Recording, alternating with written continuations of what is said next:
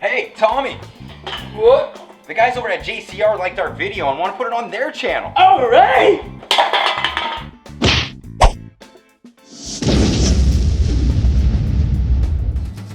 Today, we'll be talking about Over the nickel steering!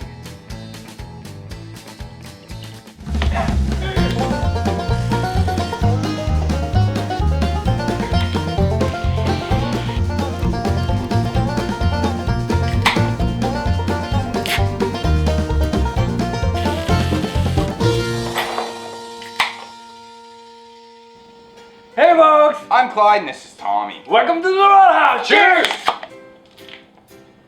Now that you got your lift kit installed, And your big tires, your factory steering linkage might be looking a bit like a newborn deer. time for the upgrade! Now there are a lot of different upgrades that you can replace a factory steering with. It's just a matter of how much work you want to do, The 1-ton steering from JCR is what we're going with. but they have a few options They have an under the knuckle option, that require less modification. and they have an over the knuckle option. That will be a little bit more work. Well, I'm sure between you guys and the handy corn, you're never gonna let us get away with half-assing it. So today we're gonna install the JCR over the knuckle steering. Yay! First, we're gonna put the axle up. Rest it down onto some stands. And take the wheels off.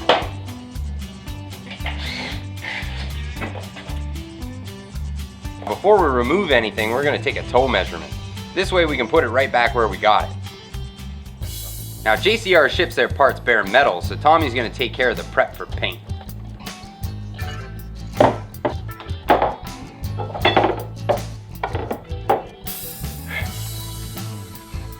Now let's remove the old bits. We're gonna start with the drag link. Get the cotter pin out of the way. Remove the castle nut. And give her a little love tap to get out of the way. Then it's onto the tie rod. If at this point you've got a stubborn cotter pin, just break it right off. We're not using these parts again.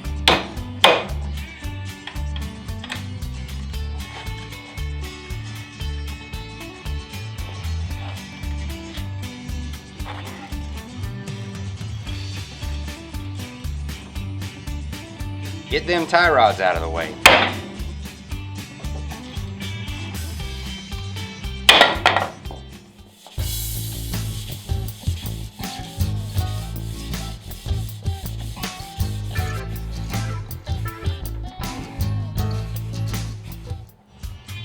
Now the last bit holding all that steering linkage on is your steering stabilizer.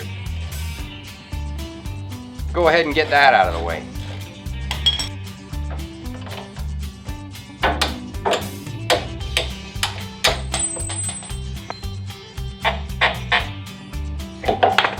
Next, undo your sway bar end links. And secure your sway bar somewhere up and out of the way. Take off your sway bar quick disconnects and hold on to them, because we're going to use those another time.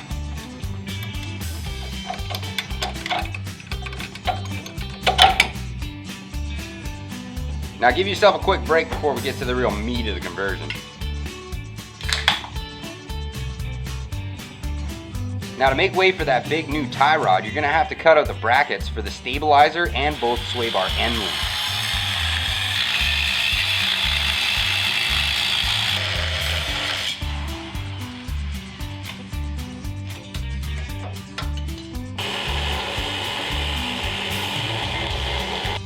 Once it looks like you got enough clearance, clean up all them sharp edges from cutting and give her a touch of paint over the bare metal. These drill bits are not very cheap, so make sure you use a lot of cutting oil when you're drilling your holes. At the knuckle, we're going to oversize the hole to 5/8. Then we're going to use a tapered reamer to make the seat for the new tie rod end.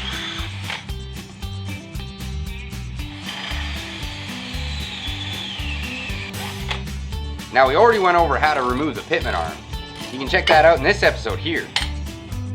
But for all intents and purposes, it's a lot easier to ream the pitman arm on the bench. You'll know you've reamed far enough when you can get the cotter pin in with the castle nut in place. Clean up the mating surfaces with some brake clean. You want them puppies going in a dry hole. Then put the pitman arm back in place. And use some red Loctite on the threads. We have no plans for that thing coming off again.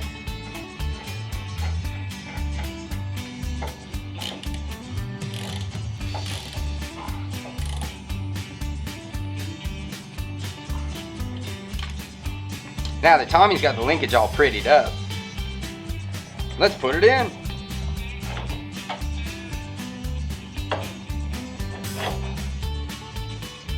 Now the new tie rod ends go in the way the old ones did, but just up the other way. Now here's the tip. When you put your new cotter pins in, only bend one side around the bolt. Trim the straight bit back with some side cutters, and trim the bent side back so it just doesn't catch on anything. It's just as strong, but it'll make things a lot easier if you ever have to take those cotter pins back out.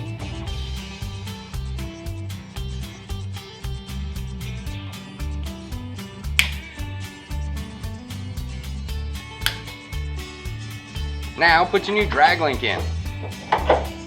Same idea as the tie rod.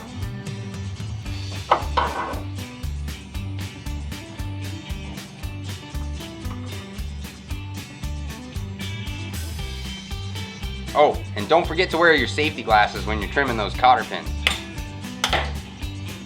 Now don't forget to put in your grease fittings. And give every joint a healthy shot of grease. Now we're going to adjust it to that toe measurement that we got before we took the old linkage out. And tighten down the jam nuts. JCR also makes sway bar end link relocators. They're not included in the kit, but we got ourselves a set and we're going to be putting them in another episode. So in the meantime, we're just going to keep our sway bars strapped up out of the way. Now with the wheels on the ground, you can straighten your steering wheel by adjusting the drag length. Once it's straight, tighten up the jam nuts.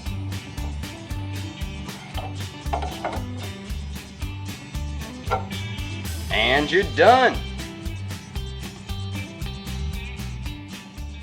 We said it's not an easy route. But look at all the clearance we have now. We'll see in the next episode. Remember, nothing says great beer or strong Jeep parts better than made in the good old USA. What do you guys want to see? Leave a comment down below. Hit the like button and subscribe.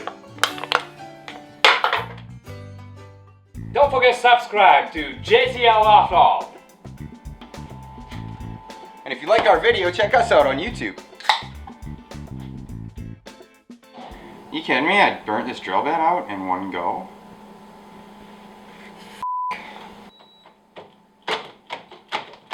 You kidding me? The batteries died too?